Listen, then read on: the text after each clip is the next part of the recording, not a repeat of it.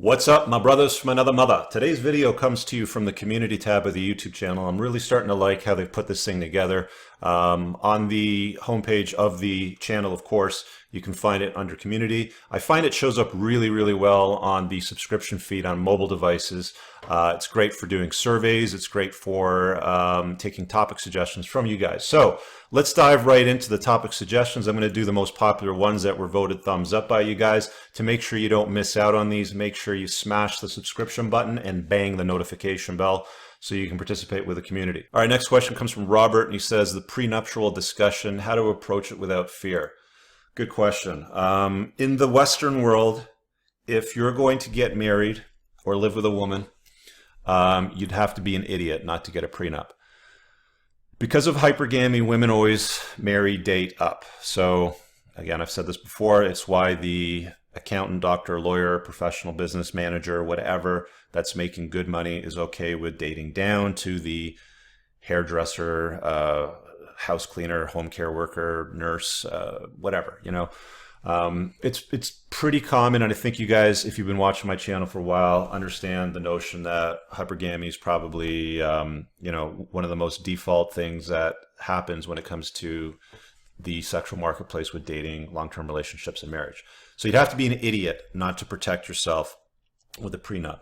The prenup or some kind of cohabitation agreement becomes increasingly more important if you've been divorced and you have children.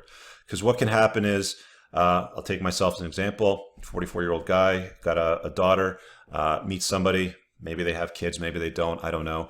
But there's been scenarios in family law, divorce courts, in estate, you know, dealings through law, where the guy who brought everything to the table, whose intent was to have their wealth passed down to their child or to their children, had that money scooped and sent into the direction of the woman or her kids.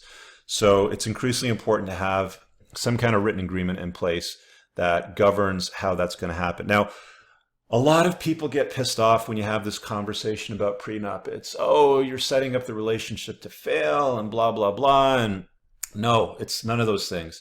This is the reality of the world that we work in. Okay, the world is structured such that if things don't work out in a long-term relationship where you've combined your lives, you brought what you had to the table and her what she brought to the table together, and then you go and blend it up like that, and then things don't work out, which guess what? 50% of marriages end in divorce. 70% of second marriages end in divorce.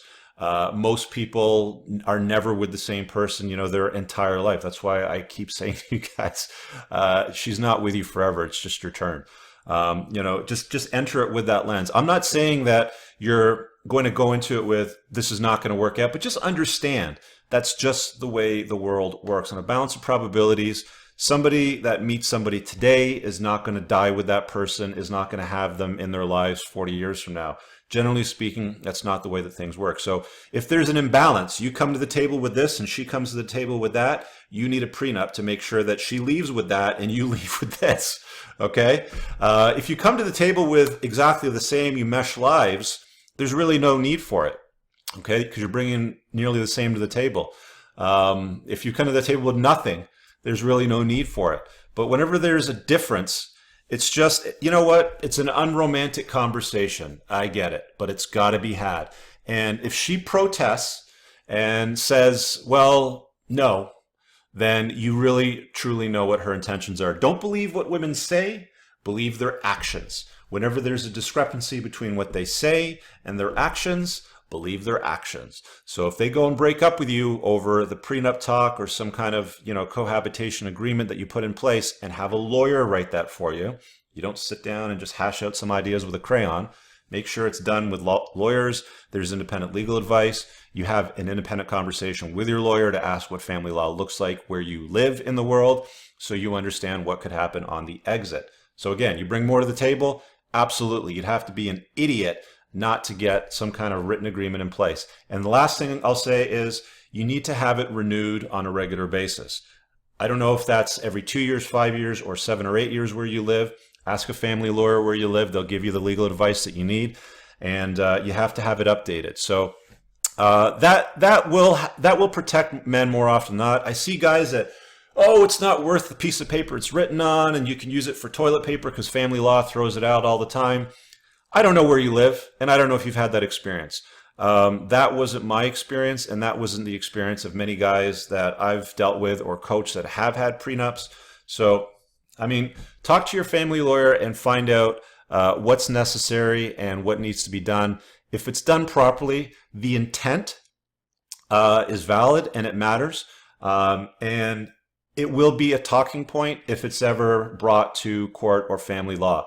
The other side will always try to poke holes in it. They'll try to have it thrown out. I mean, when there's money on the table, and sometimes significant sums of money, hundreds or millions of dollars, hundreds of thousands of dollars, even millions of dollars, when there's significant sums of money on the table, and you brought somebody into your life that because of hypergamy was well below you financially or on an economic basis, they're going to want that. So you have to expect them to fight for that. So it's why I tell guys a lot, if you're going to settle down on a longer term basis, one, some kind of written agreement. Two, use reverse hypergamy.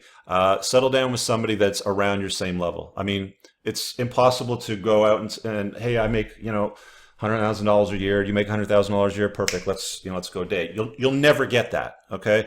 But, use reverse hypergamy where possible, where they bring stuff to the table. They have a decent income. And they're not going to typically rely on you to provide for them if things don't work out. Because I got to tell you, I've talked to a lot of guys, and there's nothing more damaging to a man's life, nothing more hurtful, nothing more exhausting than them breaking up with somebody that was a nightmare. They move into their new life, and they're still required by law to finance their fucking life. I've heard story after story after nightmare. So just approach it with that lens, okay? All right, thanks for watching today's video. If you'd like to support creation of work on the channel, become a Patreon. Link is below and pinned in the first comment. Or you can also book my time on clarity.fm/Richard Cooper, and you can get one-on-one coaching with me over the phone. Have an amazing day. We'll talk to you later. Peace.